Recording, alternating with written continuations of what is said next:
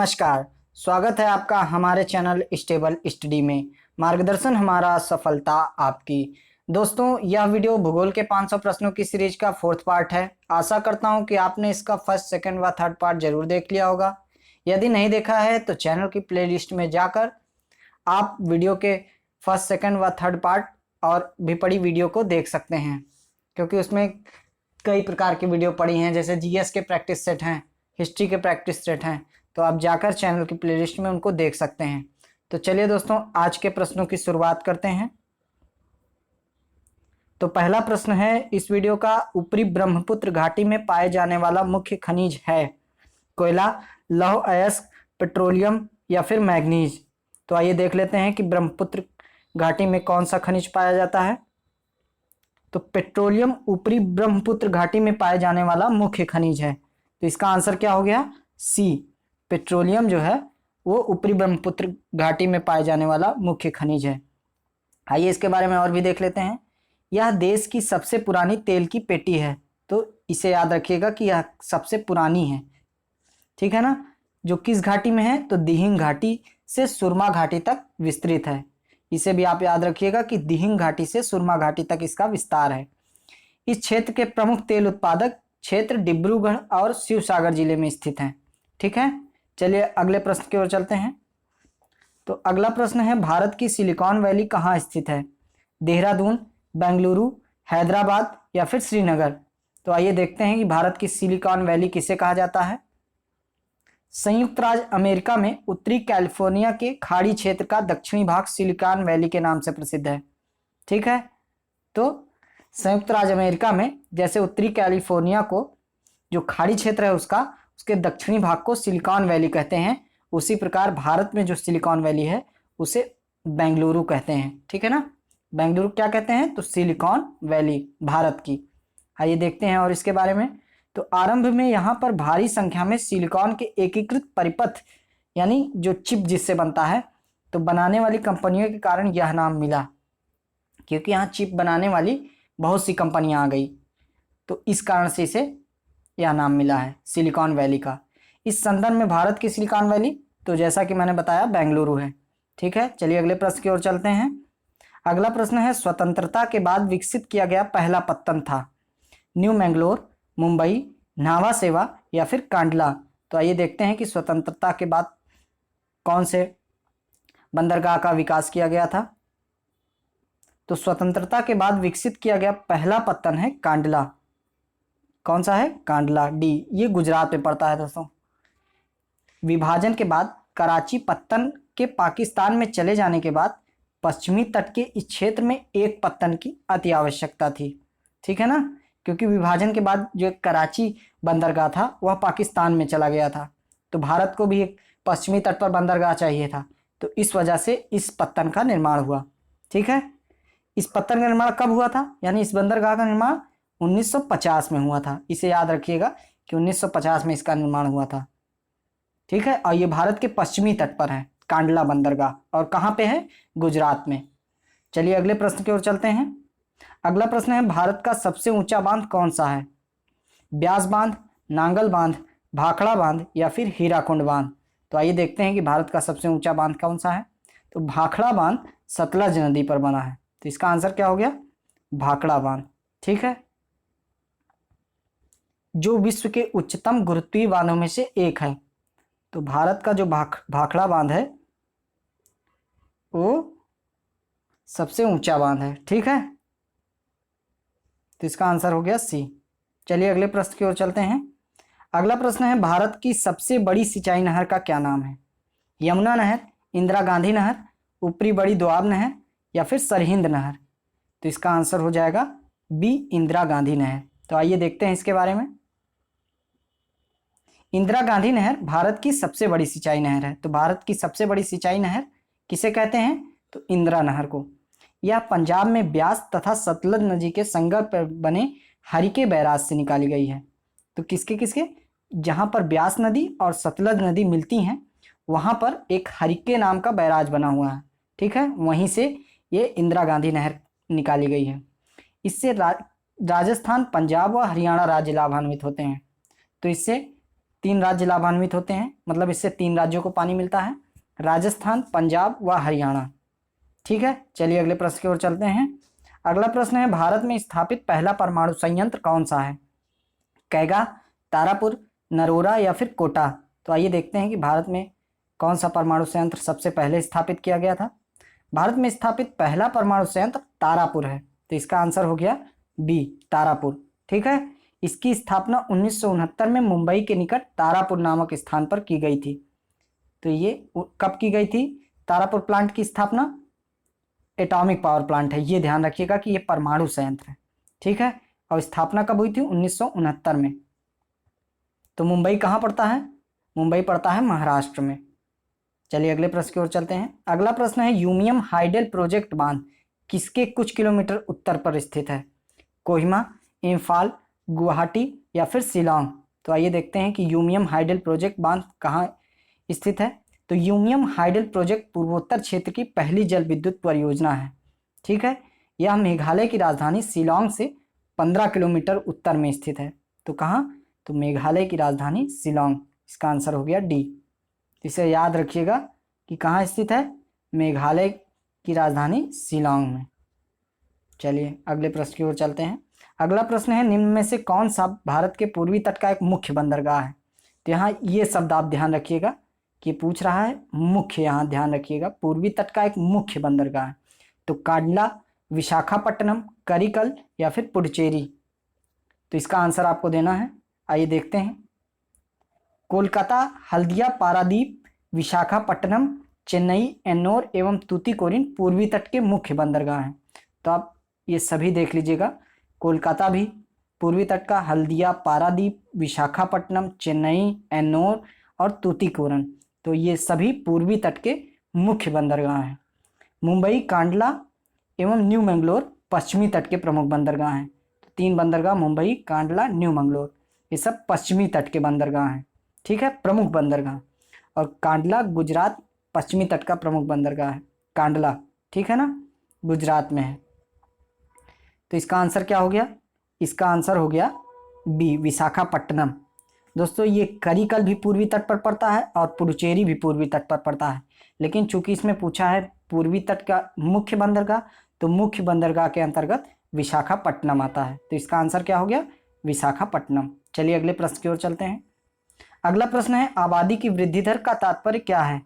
तो मतलब आबादी की वृद्धि दर किसे कहते हैं? स्त्रियों और पुरुषों के बीच वृद्धि का अंतर, शहरी और ग्रामीण क्षेत्रों में आबादी के बीच अंतर, या फिर प्रति 1000 लोगों में जन्मों की संख्या और जन्म और मृत्यु दरों के बीच अंतर? तो आइए देखते हैं इसका आंसर क्या होगा।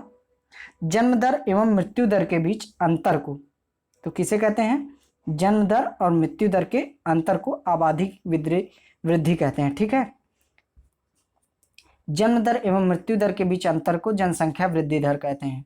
उच्च जन्म दर एवं निम्न मृत्यु दर की स्थिति जनसंख्या विस्फोट की अवस्था को जन्म देती है। विश्व के अधिकतर विकासशील देशों में ऐसी अवस्था देखी जा सकती है। ठीक है ना, तो विकासशील देशों में ऐसी अवस्था होती है इस प्रकार की आबादी का वृद्धि दर जो है जन्म और मृत्यु दरों के बीच अंतर पर निर्भर करता है। चलिए अगले प्रश्न की ओर चलते हैं। अगला प्रश्न है, न्यूनतम स्त्री पुरुष अनुपात वाले भारतीय राज्य की पहचान करें। तो इसमें देखना है कि न्यूनतम स्त्री पुरुष अनुपात वाला कौन सा राज्य है। हरियाणा, पंजाब, उत्तर प्रदेश और अरुणाचल प्रदेश। तो आइए देखते हैं। वर्ष 2011 की जनगणना के अनुसार राज्य में सबसे कम लिंगानुपात हरियाणा 879 का है तथा केंद्र शासित प्रदेश में सबसे कम लिंगानुपात दमन और दीव का है। यानी कि ये जो लिंगानुपात देखा जाता है वो 1000 पर देखा जाता है। ठीक है ना, 1000 पुरुषों पर महिलाओं की संख्या। ठीक है, तो लिंगानुपात हरियाणा में कितना पाया जाता है?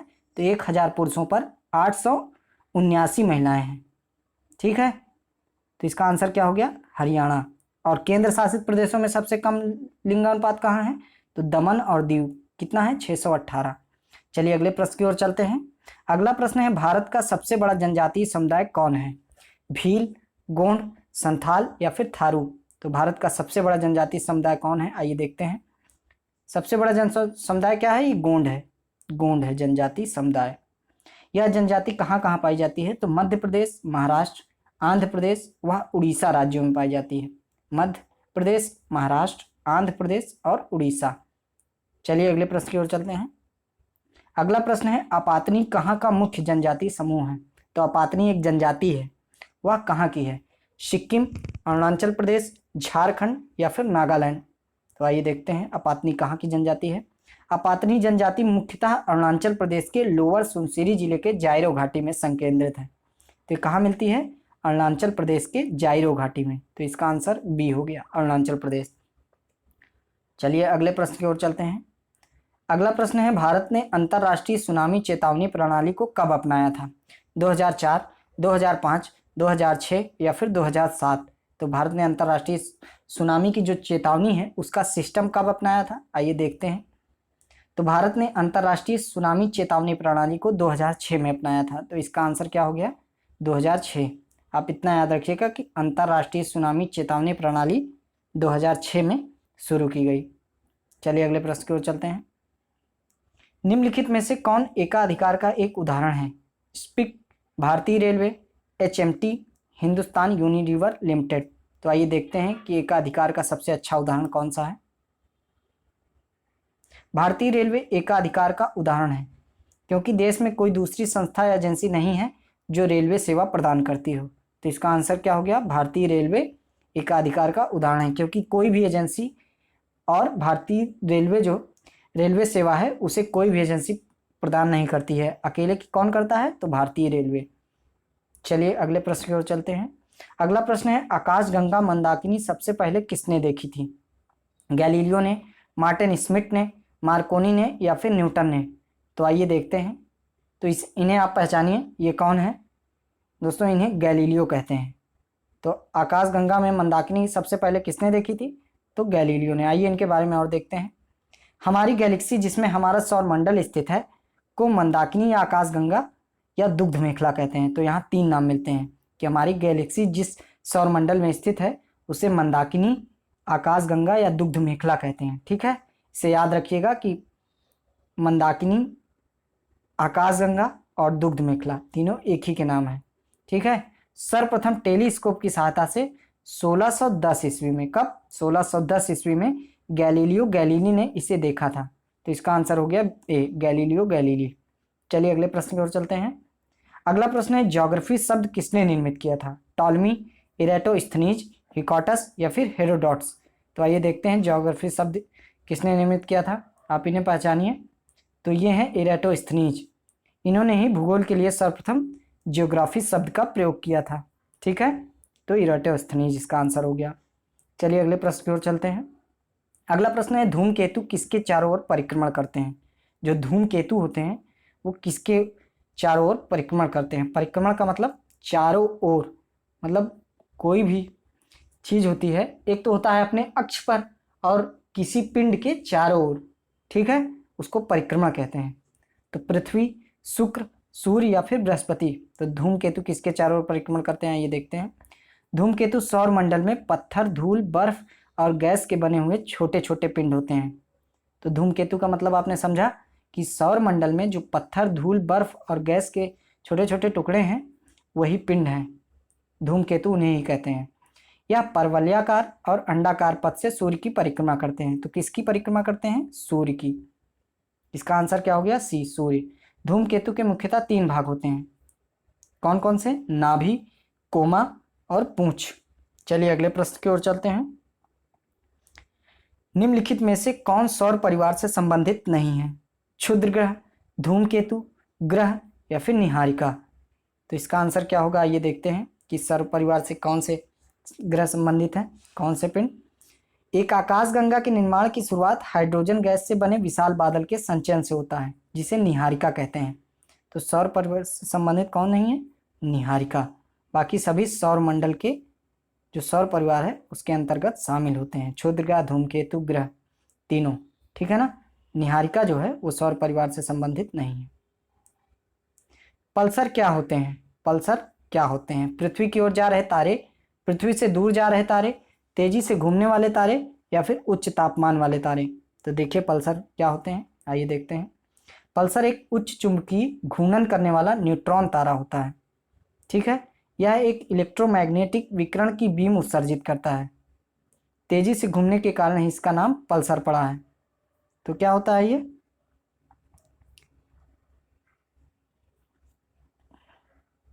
तेजी से घूमने वाला तारा। इसका आंसर क्या हो गया? सी। चलिए अगले प्रश्न की ओर चलते हैं। पृथ्वी सूर्य से अपनी अधिकतम दूरी पर कब होती है? 30 जनवरी को, 22 दिसंबर को, 22 सितंबर को या फिर 4 जुलाई को? तो आइए देखते हैं कि पृथ्वी सूर्य से अधिकतम दूरी कब होती है। पृथ्वी सामान्यतः 4 जुलाई को सूर्य से अधिकतम दूरी पर होती है। तो कब? इसका आंसर क्या हो गया? डी, 4 जुलाई को। और 3 जनवरी को न्यूनतम दूरी पर होती है। ठीक है, 3 जनवरी को पृथ्वी और सूर्य की दूरी सबसे कम होती है और 4 जुलाई को सूर्य और पृथ्वी की दूरी सबसे अधिक होती है।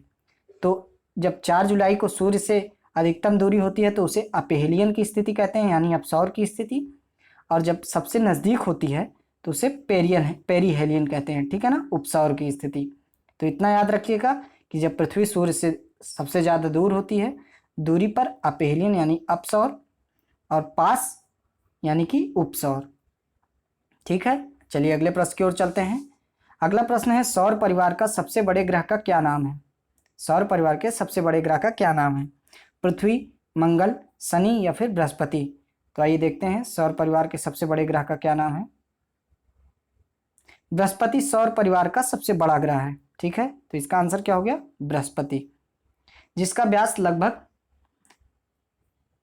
14,27,796 किलोमीटर है। ठीक है ना, इसे याद रखिएगा कि सौर परिवार का जो सौर मंडल होता है उसका सबसे बड़ा ग्रह कौन सा है? बृहस्पति, यानी कि जुपिटर। इसे जुपिटर कहते हैं। चलिए अगले प्रश्न की ओर चलते हैं। अगला प्रश्न है, निम्नलिखित में से किसके भीतर बृहस्पति का गैलीलियन उपग्रह नहीं है? यूरोपा, गैनीमी, कैलिस्टो या फिर डिमोस? तो आइए देखते हैं कि बृहस्पति का गैलीलियन उपग्रह नहीं है कौन सा। बृहस्पति सूर्य से 5वां और हमारे सौर मंडल का सबसे बड़ा ग्रह है। डिमोस मंगल का उपग्रह है। तो इसका आंसर क्या हो जाएगा? डिमोस। तो बृहस्पति का उपग्रह कौन सा नहीं है? डिमोस। और ये तीनों बृहस्पति के उपग्रह हैं, यूरोपा, गैनीमी और कैलिस्टो। और डिमोस किसका है? तो डिमोस मंगल का उपग्रह है। इसका द्रव्यमान सूर्य के द्रव्यमान का 1000वां भाग है। ठीक है, चलिए अगले प्रश्न की ओर चलते हैं। अगला प्रश्न है, तारे पूर्व से पश्चिम में किस कारण ज़्यादा दिखते हैं? पूरा ब्रह्मांड पूर्व से पश्चिम घूम रहा है इस कारण, या फिर पृथ्वी सूर्य की परिक्रमा कर रही है, या पृथ्वी पूर्व से पश्चिम घूम रही है, या फिर पृथ्वी पश्चिम से पूर्व घूम रही है? तो इसका आंसर आइए देखते हैं। इसका आंसर है पृथ्वी द्वारा पश्चिम से पूर्व की ओर घूमने के कारण तारे पूर्व से पश्चिम में ज़्यादा दिखाई देते हैं। ठीक है ना, तो तारे पूर्व से पश्चिम में क्यों दिखाई देते हैं? तो पृथ्वी द्वारा पश्चिम से पूर्व की ओर। ठीक है, इसका आंसर क्या हो गया? डी। पृथ्वी जब पश्चिम से पूर्व घूमती है तो तारे क्या दिखाई देते हैं? पूर्व से पश्चिम में ज़्यादा दिखाई देते हैं। इसे आप एक बार वीडियो को पॉज करके समझ लीजिएगा क्योंकि ये थोड़ा सा ट्रिकी है। ठीक है, चलिए अगले प्रश्न की ओर चलते हैं। अगला प्रश्न है, सूर्य के सबसे निकट का ग्रह कौन सा है? यानी कि सूर्य के सबसे निकटतम कौन सा ग्रह है? पृथ्वी, बुध, मंगल या फिर शुक्र? तो सबसे निकटतम कौन सा ग्रह है? बुध। आइए देखते हैं इसे फिगर के माध्यम से। तो आप इसे देख लीजिए, यह है बुध, यह है सूर्य पूरा, और ये बुध है। ठीक है, तो बुध सबसे नज़दीक है सूर्य के। बाकी ये ग्रहों के जो है घटते क्रम है, आप देख लीजिएगा इसे धीरे धीरे। वीडियो को पॉज करिएगा और देखिएगा इसे। तो पहले कौन सा है? बुध, फिर शुक्र, फिर मंगल, फिर बृहस्पति। देखिए, बुध, शुक्र, पृथ्वी, मंगल, बृहस्पति, शनि, अरुण, वरुण। ठीक है ना, यूरेनस, नेपच्यून। ठीक है, इसको देख लीजिएगा आप। प्लूटो दोस्तों ग्रहों की श्रेणी से हटा दिया गया था। ठीक है ना, तो ये खगोलीय पिंड की श्रेणी में आ गया, इसे शामिल कर दिया गया था। ठीक है, चलिए अगले प्रश्न की ओर चलते हैं। अगला प्रश्न है, सौर मंडल का सबसे चमकीला ग्रह कौन सा है? बृहस्पति, बुध, यूरेनस या फिर शुक्र? तो आइए देखते हैं सबसे चमकीला ग्रह किसे कहते हैं। शुक्र ग्रह सूर्य से दूरी के क्रम में दूसरा ग्रह है। सभी ग्रहों में यह सर्वाधिक चमकीला ग्रह है। तो सबसे चमकीला ग्रह कौन सा है सौरमंडल का? शुक्र। आइए इसके बारे में और भी जानते हैं। तो इसे पृथ्वी की बहन के रूप में भी जाना जाता है। यानी कि पृथ्वी की बहन किसे कहते हैं, ये कभी कभी प्रश्न आ जाता है अक्सर एग्जाम में। ठीक है। तो पृथ्वी की बहन किसे कहते हैं? तो शुक्र को। कार्बन डाइऑक्साइड का वायुमंडल होने के कारण सर्वाधिक तापक्रम भी इसी ग्रह पर पाया जाता है। तो एग्जाम में आता है कि सर्वाधिक तापक्रम क्यों, किस शुक्र पर सर्वाधिक तापक्रम क्यों पाया जाता है? तो कार्बन डाइऑक्साइड का वायुमंडल होने के कारण। ठीक है।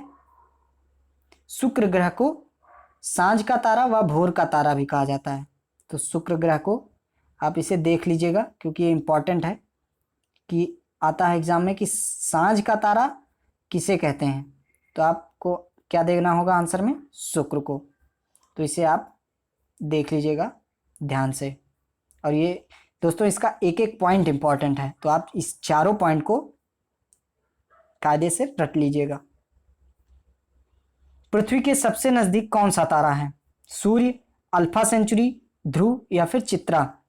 तो यहाँ आपको देखने वाली क्या बात है कि नजदीक का क्या पूछा है? तारा। ठीक है। यहाँ ग्रह आप मत समझ लीजिएगा कि पृथ्वी के सबसे नजदीक कौन सा तारा पूछा है। ठीक है ना। कभी कभी एग्जाम में आ जाता है तो बच्चे सिली मिस्टेक कर जाते हैं। ठीक है। तो आइए देखते हैं पृथ्वी के सबसे नजदीक कौन सा तारा है। तो पृथ्वी के सर्वाधिक निकट सूर्य है। ठीक है। सूर्य एक तारा है। ठीक है। सौर मंडल के बाहर पृथ्वी के सबसे निकटतम तारे का नाम प्रैक्सिमा सेंचुरी है। तो सौर मंडल के बाहर पृथ्वी के, यह सौर मंडल के अंदर है। ठीक है ना, सबसे निकट सूर्य, लेकिन सौर मंडल के बाहर पृथ्वी के सबसे निकटतम तारे का नाम क्या है? प्रैक्सिमा सेंचुरी। प्रैक्सिमा सेंचुरी। चलिए अगले प्रश्न की ओर चलते हैं। अगला प्रश्न है सूर्य का पृष्ठीय तापमान कितना है, यानी सतह का तापमान? तो 6000 degree Celsius, 12000 degree Celsius, 18000 degree Celsius या फिर 24000 डिग्री सेल्सियस? तो आइए देखते हैं सूर्य के सतह का तापमान कितना है। सूर्य के सतह का तापमान 6000 डिग्री सेंटीग्रेड है। तो इसका आंसर क्या हो गया? 6000 डिग्री सेंटीग्रेड। तथा इसके केंद्र का तापमान, इसे देखिएगा कि केंद्र का तापमान है 15 मिलियन डिग्री सेंटीग्रेड। ठीक है। 15 मिलियन डिग्री सेंटीग्रेड केंद्र का तापमान है और 6000 डिग्री सेंटीग्रेड पृष्ठ यानी सतह का तापमान है। सूर्य के धरातल से ऊपर वाले मंडल को 3 भागों में प्रकाश मंडल, तो सूर्य के धरातल से ऊपर वाले मंडल को कितने भागों में विभाजित किया गया है? 3। पहला प्रकाश मंडल, वर्णमंडल और कोरोना। ठीक है। संवहनी मेखला की सतह अर्थात सूर्य के धरातल को प्रकाश मंडल कहते हैं। तो यहाँ उसकी परिभाषा दी गई है कि प्रकाश मंडल किसे कहते हैं? तो संवहनी मेखला की सतह को जो सूर्य के धरातल पर है उसे प्रकाश मंडल कहते हैं। वर्णमंडल यानी क्रोमोस्फेयर, तो सूर्य का वायुमंडल है, सूर्य के वायुमंडल को क्रोमोस्फेयर कहते हैं। यह प्रकाश मंडल के ऊपर एक आवरण के रूप में फैला है। ठीक है। यानी कि ढका हुआ है उसको। किसे? प्रकाश मंडल को। कोरोना सूर्य के वायुमंडल का सबसे बाहरी आवरण है। ठीक है। यानी कि पहले प्रकाश मंडल, फिर वर्णमंडल, फिर कोरोना। ठीक है, लाइन से। और कोरोना सूर्य के वायुमंडल का सबसे बाहरी आवरण है जो वर्णमंडल के ऊपर पाया जाता है। ठीक है, इसे देख लीजिएगा आप। इसका भी हर एक पॉइंट इंपॉर्टेंट है। चलिए अगले प्रश्न की ओर चलते हैं। अगला प्रश्न है पृथ्वी कितनी पुरानी है, इसका निर्धारण किस प्रकार किया जाता है? भूवैज्ञानिक समयमान, रेडियोमेट्रिक काल निर्धारण, गुरुत्वाकर्षण पद्धति या फिर जीवाश्म के माध्यम से? तो आइए देखते हैं। रेडियोमेट्रिक काल निर्धारण की एक तकनीक है। ठीक है ना। रेडियोमेट्रिक जो काल निर्धारण है उन एक तकनीक है जो 6 तत्वों जैसे चट्टानों में रेडियो समस्थानिक के क्षय होने की दर के आधार पर इनका काल निर्धारण करती है। ठीक है, तो इसका आंसर क्या हो गया? रेडियोमेट्रिक काल निर्धारण। तो पृथ्वी कितनी पुरानी है या देखने के लिए हम किसके माध्यम से पता लगाते हैं? तो रेडियोमेट्रिक काल निर्धारण के माध्यम से। इसका पुरानी चट्टानों पृथ्वी आदि का काल निर्धारण में करने में किया जाता है। तो पुरानी चट्टानों में भी इस रेडियोमेट्रिक तकनीक का प्रयोग किया जाता है। ठीक है, चलिए अगले प्रश्न की ओर चलते हैं। अगला प्रश्न है निम्नलिखित में से किसको लाल ग्रह कहा जाता है? तो लाल ग्रह के नाम से किसे जानते हैं? शुक्र, बुध, मंगल या फिर बृहस्पति? तो लाल ग्रह के नाम से मंगल को जानते हैं। ठीक है, आइए इसको देखते हैं। तो सूर्य से दूरी के क्रम में चौथा तथा आकार की दृष्टि से 7वां स्थान मंगल ग्रह का है। इसे आप देख लीजिएगा, ये भी इंपॉर्टेंट है। इसकी छवि लाल रंग जैसी दिखती है, इसलिए इसे लाल ग्रह भी कहते हैं। ये दोनों पॉइंट इंपॉर्टेंट है। चलिए अगले प्रश्न की ओर चलते हैं। सूर्य से पृथ्वी तक पहुंचने में प्रकाश को कितना समय लगता है? 8 घंटे 20 मिनट, 8 मिनट 20 सेकंड, 8 सेकंड या फिर 20 सेकंड? तो आइए देखते हैं। सूर्य से पृथ्वी तक पहुंचने में प्रकाश को लगभग 500 सेकंड यानी कि 8 मिनट 20 सेकंड। ठीक है, इसका आंसर क्या हो गया? बी। तो सूर्य से जब प्रकाश चलता है तो पृथ्वी तक पहुंचने में उसे 8 मिनट 20 सेकंड का समय लगता है। ठीक है, अगर दोस्तों वीडियो के प्रश्न आपको अच्छे लगे हों, ठीक है, और आपने इस वीडियो से कुछ सीखा हो, क्योंकि मैं हर वीडियो में कहता हूं और आपको मेरे हर वीडियो में कुछ ना कुछ सीखने को मिलेगा, तो यदि आपने हमारे वीडियो से कुछ सीखा है तो चैनल को सब्सक्राइब करिए, लाइक करिए, शेयर करिए, कमेंट करिए। बहुत बहुत धन्यवाद आपका देखने के लिए वीडियो को।